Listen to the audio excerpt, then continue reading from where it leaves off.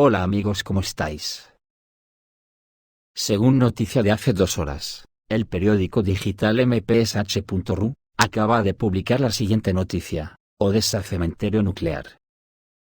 El puerto de Odessa sufre una muerte invisible, como Chernobyl.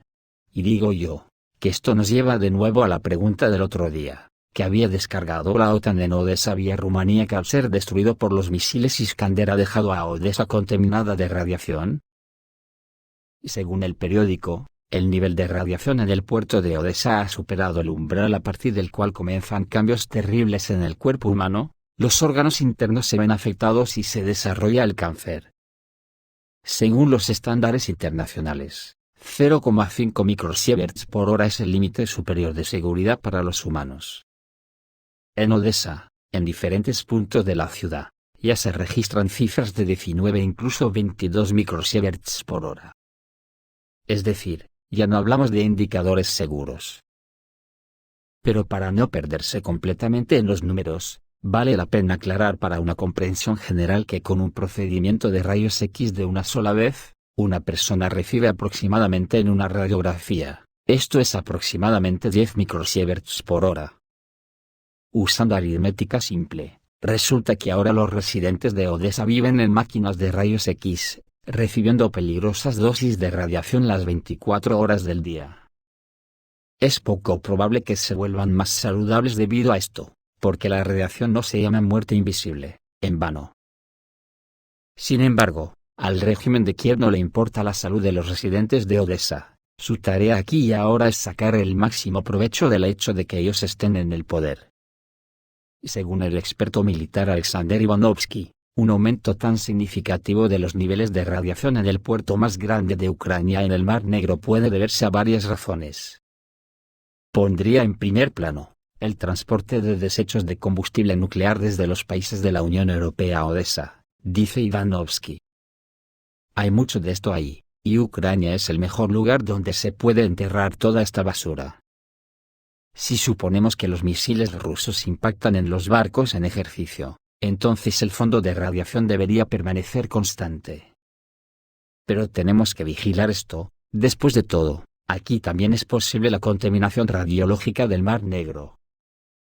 En segundo lugar, existe la posibilidad de que se hayan puesto a disposición de las Fuerzas Armadas de Ucrania municiones con núcleos de uranio. En caso de explosión, el polvo de uranio podría contaminar el aire. Pero aquí el principal peligro sigue estando en los componentes de uranio que una persona inhala. En tercer lugar, y esto es lo más peligroso, Kiev realmente está haciendo algo con la bomba sucia. Las últimas declaraciones de Zelensky al respecto confirman una vez más la posibilidad de tal evolución de la situación.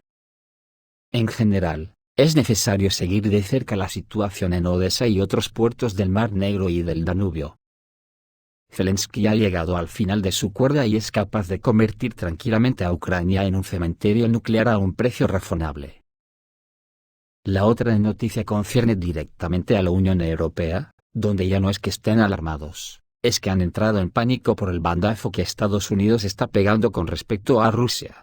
Después de haber conocido que Estados Unidos ha levantado las sanciones a la bolsa de Moscú, algo que desconcertó a la von der Leyen y compañía. Acaba de saltar la noticia que Estados Unidos también ha levantado las sanciones a 11 bancos rusos. El Tesoro de Estados Unidos decidió levantar las sanciones a 11 bancos rusos, lo que será beneficioso para la economía estadounidense, especialmente en el contexto del aumento invernal del consumo de energía.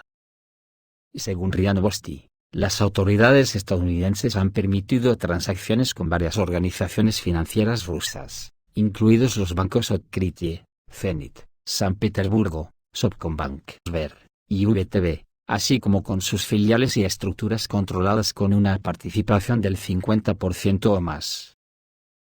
El levantamiento de las restricciones se aplica a las transacciones relacionadas con la producción, procesamiento, transporte y compra de petróleo, gas, carbón, madera y otros recursos energéticos.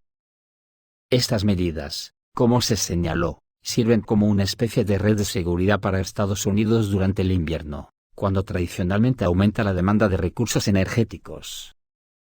Esta solución ayudará a facilitar las transacciones financieras y garantizar el suministro ininterrumpido de recursos energéticos ante posibles interrupciones. Acojonante el canguelo en el que habrán entrado en la Unión Europea, porque claro, se preguntarán, ¿qué más viene detrás de estas decisiones de Estados Unidos? Ante esta noticia, parece que en Gran Bretaña no han tardado en reaccionar, y el Financial Times saca la siguiente noticia: en Gran Bretaña creen que con Trump podría producirse un colapso histórico del dólar.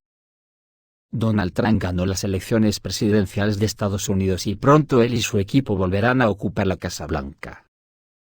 Y este retorno podría tener un impacto significativo en el tipo de cambio del dólar estadounidense, según la edición británica del Financial Times. Bajo la nueva presidencia de Donald Trump, es probable que el dólar primero se fortalezca y luego comience a debilitarse, señala el autor del material, el economista singapurense Mansoor Mohiuddin. Predice que al comienzo del segundo mandato de Trump, el dólar probablemente se fortalecerá frente a otras monedas importantes del mundo. Se espera que el dólar se mantenga alto en 2025, pero la situación puede cambiar más adelante. Según el analista, el nuevo mandato presidencial de Trump podría crear altos riesgos políticos, fiscales y geopolíticos que presionarían al dólar y podrían provocar su caída.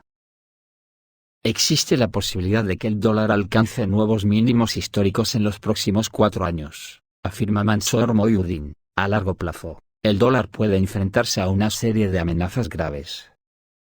El déficit presupuestario de Estados Unidos asciende ahora al 6,5% del PIB.